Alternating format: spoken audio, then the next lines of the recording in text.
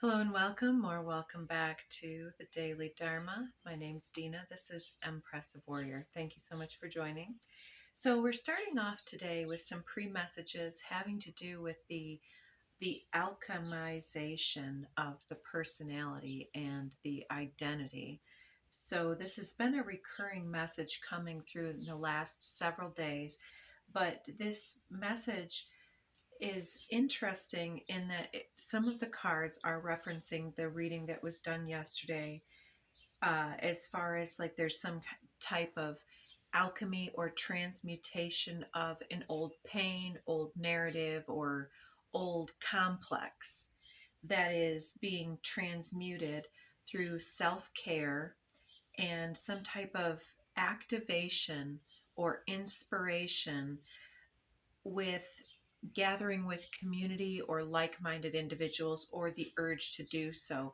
And this seems to be pushing someone out of their comfort zone and trying to resolve some type of very long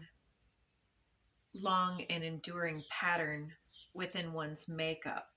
So with the main card coming out was this Shaman's Mirror card. If you can see that, she's actually looking at a hummingbird here in front of her face with a dropped jaw, and then we've got that clock in the background, that illuminated window or inspiring epiphany with that bright disc around the head.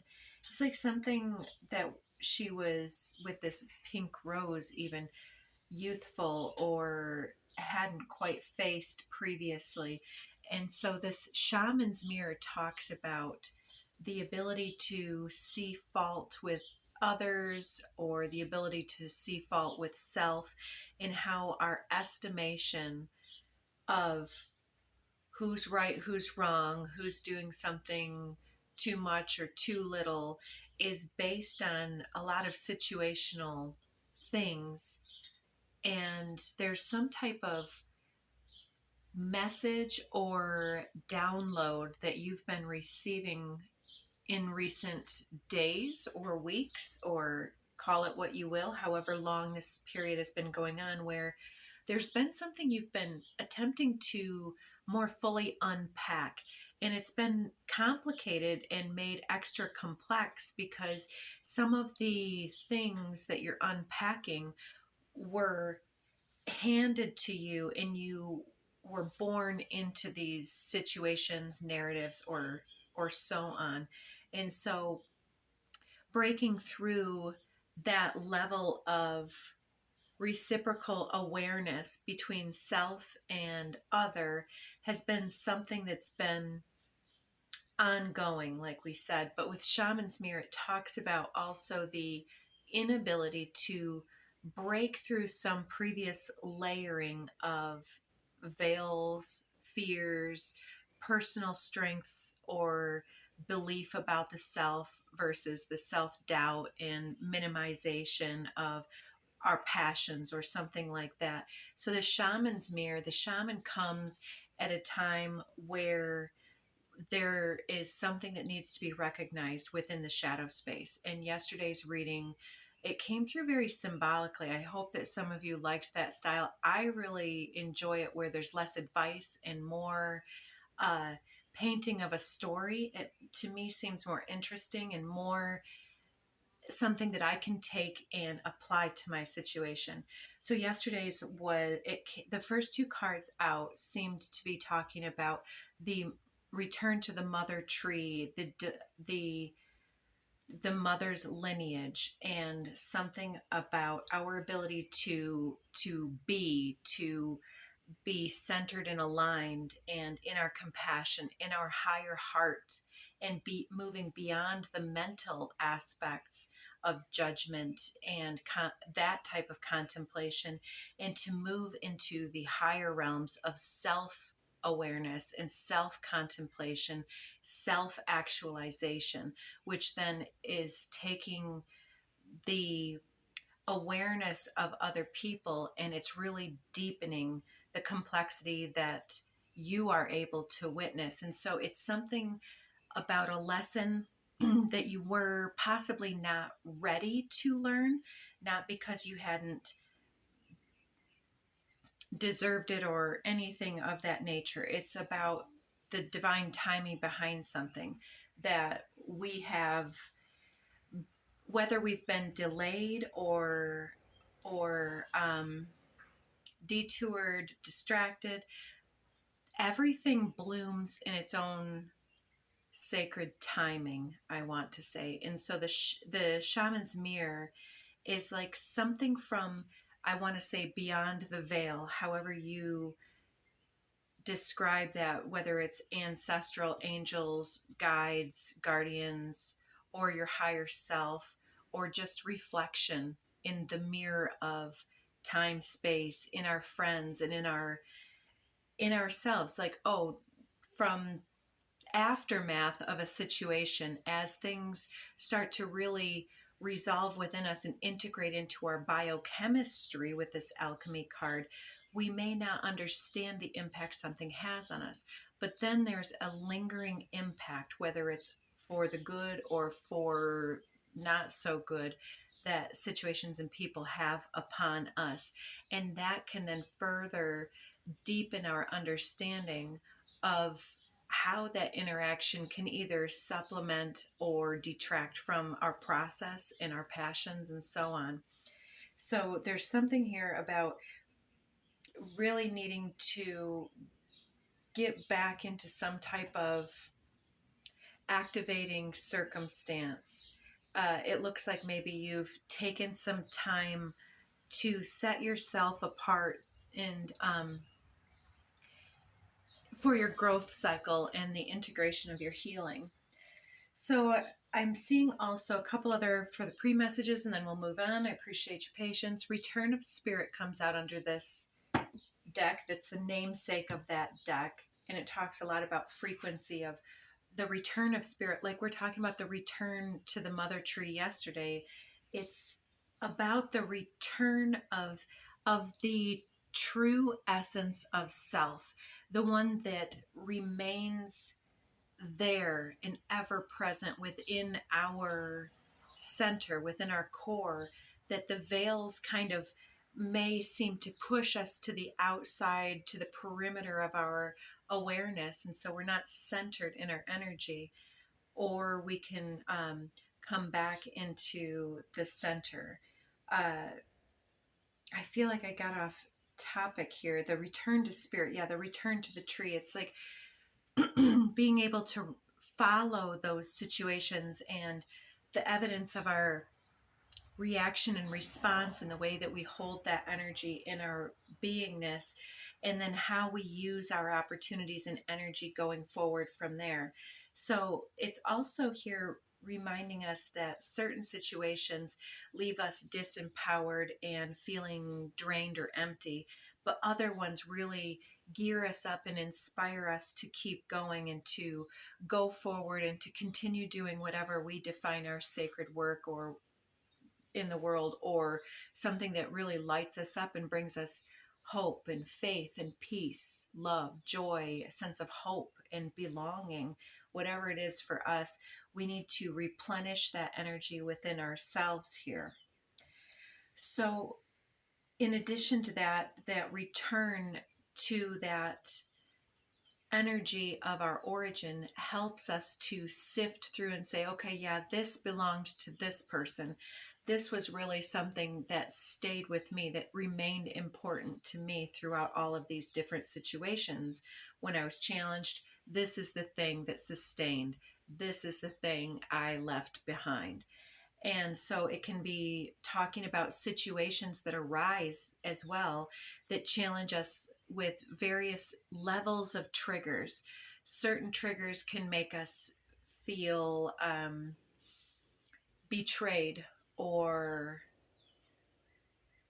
with the urge to withdraw, or the urge to bite back, or to fight, or to shrink back into ourselves. There's all these different things. Some things can really fuel us up to continue, again, with that inspiration, but inspiration can sometimes come from challenging sources. Somebody's like, oh, you'll never get there, can sometimes be the exact thing that somebody needed to give you as a gift to say, oh, hell yes, I will hold my beer, or whatever you need to say. So with the Shaman deck here, apologies for the road noise if you guys can hear that. I didn't show the underneath of the deck. This is where I'm getting most of this information, this empty well, time to replenish. It's like we were born into something that was like this poverty mindset.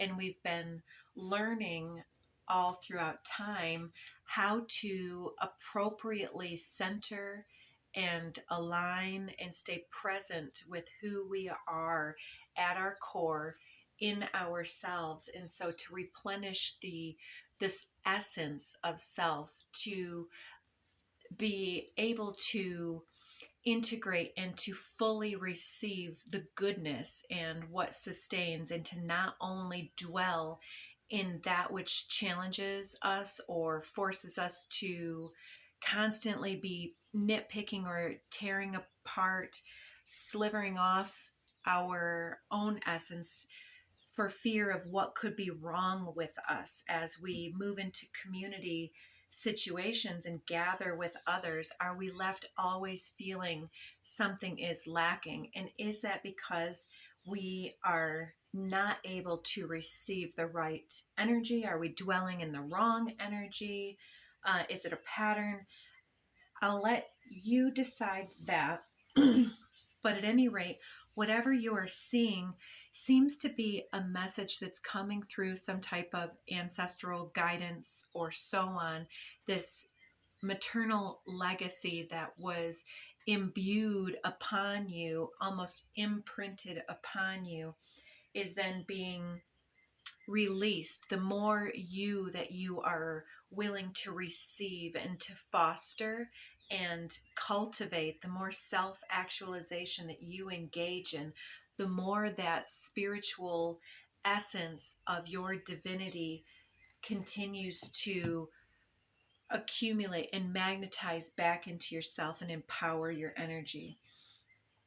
From that shamanic deck, the three that fell out were Earth Keeper, so some type of caretaking essence within you, whether you're taking care of nature, animals, children, community things, some type of service work, or just somebody who really witnesses and helps to promote ideas that do take care of nature, because of any myriad ideas that you could point at, like if we don't take care of the trees and the earth, then we have no soil to grow the food, into leaves and trees to help us to breathe, type of thing. It's like basic, very basic. And so part of your identity that's stepping forward is partially that ability to hold space for the material realm. And it was coming through earlier that this mirror is us witnessing ourselves. It's like we gain more and more relevance as we accept and allow ourselves to be fully light and shadow and integrated and messy and intentional and learning and fill in the blank. We are really cultivating a sense of embodiment. And that's really what the shaman's mirror is here to awaken us to. It's like some aspect of self that's like we've been working through it, and suddenly somebody says it in a way, or this guidance download comes through in such a way that we're like, oh, I guess I hadn't worded it or thought of it in that context or in that framing, but it's the same thing but framed differently. And so there's this sense of budding resonance here. The resonance card with this whale song resonating comes to me quite often in the form of soulmates. Soulmates that don't have to necessarily translate everything they're trying to say or apologize for what they're saying. It's understood. We've gone through not the same things by any means, but we've come to many of the same conclusions. But sometimes the thing that is almost so impossible for some of us to see is our very own divine reflection within the mirror of time. And I think that you understand what I mean. So these other individuals are really taking our ability to hold space and to create and to cultivate this material level of connection with our material world, this embodiment process by taking care of the world around us that sustains us and envelopes us, and it's that unity consciousness. But then this, what makes that worthwhile is all of the flow that can happen between the good, bad, and the ugly, and people, places, things that make it all part of the whale song. It's like those that can come in and see us with the capital S, those that can truly witness us and acknowledge us and awaken us to our own reflection and say, no, that's not true about you. The way I see it is da da da da. You're a lot better than what you're minimizing yourself to be. It's some type of habitual pattern here. And it doesn't have to be minimizing yourself. It can be so many other things, but for ease of explanation, that's what it's coming through as. So the resonating is coming through with a deep dive into who you truly are and what that means for you, and really embracing all that you are, all of your intentionality, and making a firm declaration and determination to be back in your full essence, in your full super powered empathic resonance with the world, and to blast that shit out all over. I mean, not without regard. I think you'll get what I mean. So this process is coming through too with the sorcerer. And the sorcerer, to me, this is a card that, as you see the spectrum of light frequencies coming towards the individual, and then as they exit behind them, it's dissipated and made more light. It's intense in the front, light in the back. It talks to me about how different situations have been projected upon us, and through the projections of others, good, bad, and indifferent, then those are all of the opinions and extraneous details and other people's business that comes towards us, reflected back perhaps in the mirror of time. It's like, how can we set these guys up? They're facing the same direction, but I want them to face each other. But it's interesting that they are not. So I don't know if how this can, well, I'll just show it together this direction, because I'm still trying to cover up her, even though she doesn't show anything. I don't want to get any flags. So I'm seeing these two both having a similar experience, but this one here is having some experience through the light codes and through projected energies. And this one up here is having some type of a gentle awakening epiphany about their value and their beauty. So this one's cloaked, this one's undressed, this one is like pastels, this one's intense colors. So there's some kind of technicolor experience that one person's having this sorcerer energy.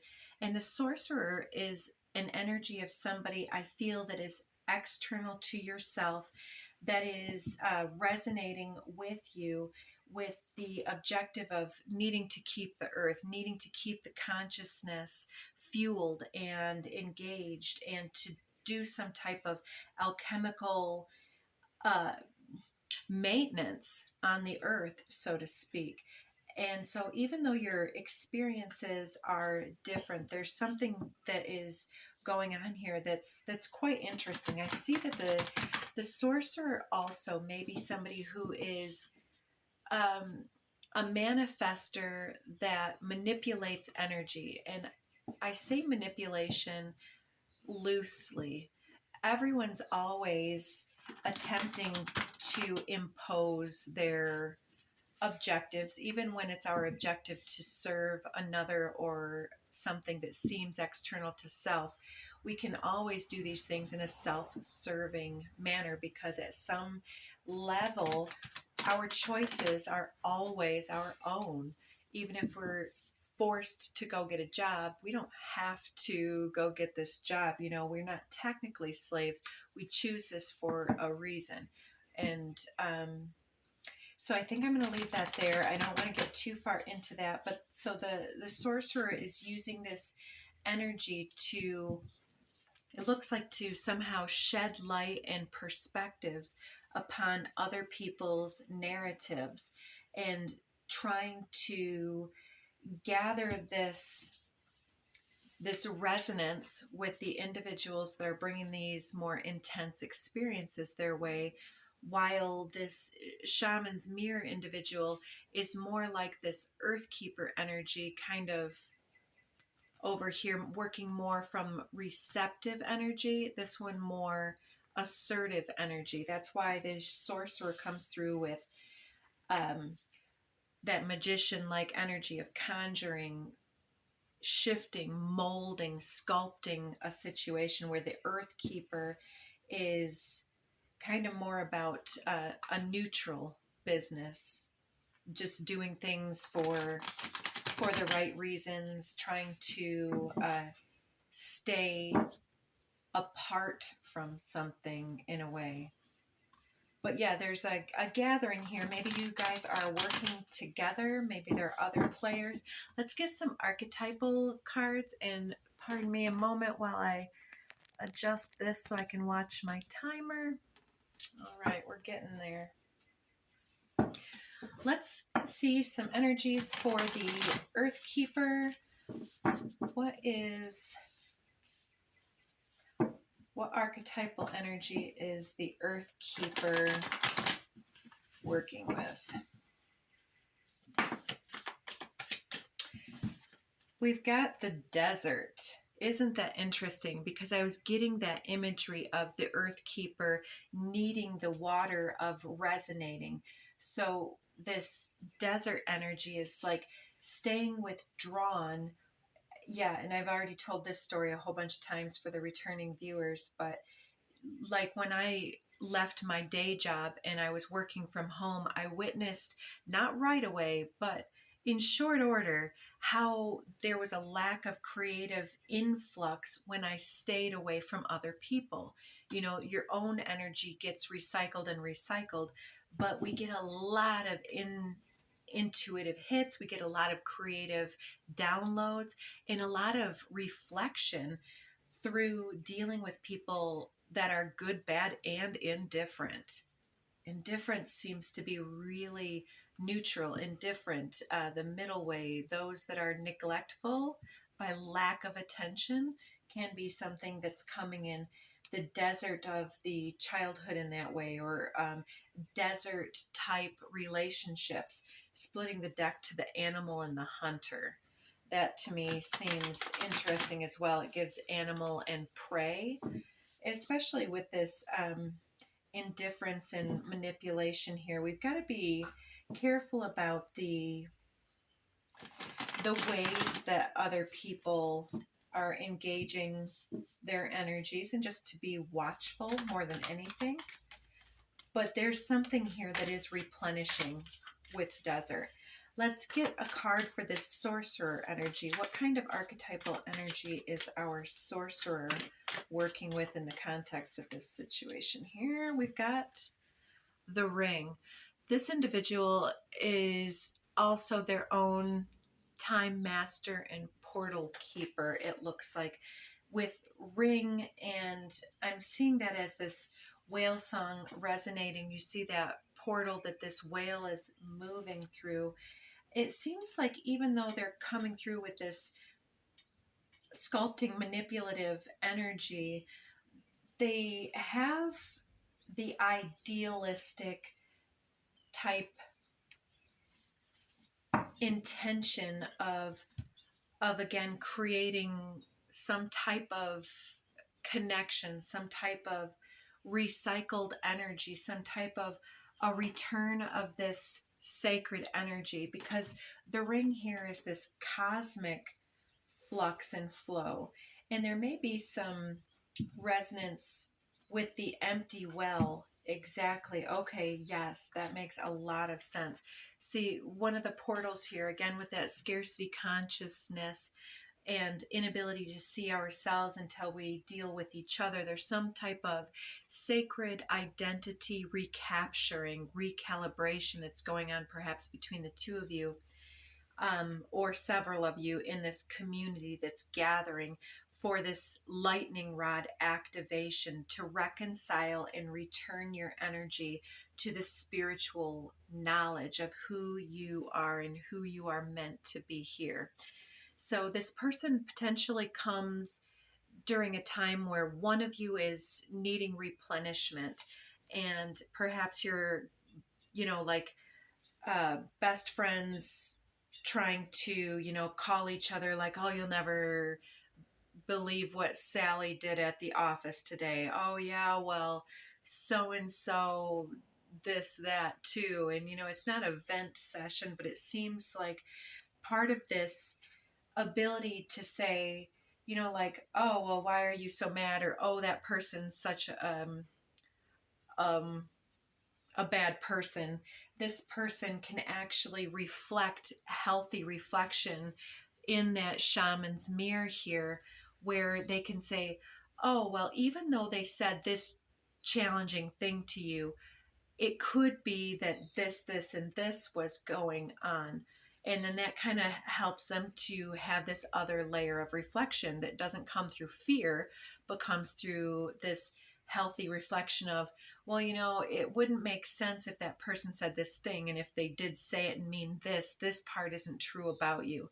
And then that kind of helps that replenishment happen, because somebody is witnessing something and seeing through something to help you to, or you to help them, or both in this situation possibly, to mend the hoop, so to speak. The hoop of life is what we're talking about here. So there's this activation and replenishment happening through the reconnectivity here. Look at that. The ocean is underneath the deck here with that whale song resonating. So it's about, the ocean to me is about the vast consciousness and the psychic anomalies. What deck do we want to go to next? I'm going here. It really seems like there's this collective consciousness awakening event, and that the two of you are really able to do a lot of processing and integration in this way to replenish the well. And when two powerful individuals are replenishing themselves and then going back out into the world and doing their sacred stuff, like one's keeping space and creating physical creations here, whether it's crafting or space or building or connecting, gathering. The sorcerer here could be doing any number of those things as well, just working and manipulating energy, circumstance, time, and space. So yeah, okay, let's see. What else do we have going on for this Earth Keeper energy? Let's look at the mission that's going on between the two of you, if it is indeed something more purpose driven, or what Spirit can tell us about this Earth Keeper in the desert. We did have the Metox and some self-care energy yesterday. And those watching in real time yesterday, there was something about the Bhavana, and I didn't understand the term, but it came out in two decks that were combined. I had Meta Bhavana and the Bhavatarini card. If I'm butchering those, apologies. But that Bhavana apparently is quite a common term in Buddhism and other Eastern philosophical religious type context, as far as like it talks about planting the seed and self-cultivation.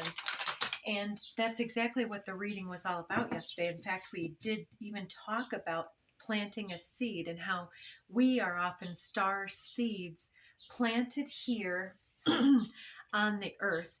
And, for instance, I was told once a long time ago that I was one of the ambassadors, they told me, that was creating space in the physical world to help humanity raise their consciousness up to a certain level and extent that we would be able to perceive of other dimensional realities, such as like aliens and so forth. That was just their example. But I find it interesting that that happened way before all of this that you see now before you. I was a completely other individual on the surface. I didn't even know who I was. And so this is the process of reawakening and um, all of that. So tell me more about this Earth Keeper for the viewer. What is the Earth Keeper engaged in? Autonomous Initiator, the Paladin of Light Codes. Incredible. I'm seeing this as somebody who has always had to start things on your own. It was coming up earlier in discussion as somebody who has always perhaps wanted to create something, maybe for community or so on, or some type of vision or dream or whatever was wanted to be created and cultivated here has somehow seemed elusive, like within the context of the group. There's been no receptivity, no, it's like screaming into the void, and there's nothing to catch the voice and to listen and to hear, because it's almost like too far into a different dimension for the awareness of those that have been surrounding you. And so there was no buy-in, there was no team effort, there was no collaboration available before. And so everything had to be initiated by yourself. So it's not about being left on your own to struggle. And I want to make sure that that's the vibe that we're really making known to you right here. Spirit wants us to know that this was supposed to be part of our cultivation of the star seed, that we are here and assisting us. Absolutely, I couldn't have said it better. In the infinite self realization is under the deck. The 10 of activations. Exactly, that empty well, the lack of resources, lack of time, lack of money, lack of friends, colleagues, or validation, confirmation, whatever it might be. This lightning is coming through this empty well, because the epiphany is that we were meant to do something by ourselves so that we could garner some type of self activation, self actualization, and healthy self pride. Could we have been able to witness our own greatness and divinity in the mirror of time were we not held back and held back? Some of us maybe,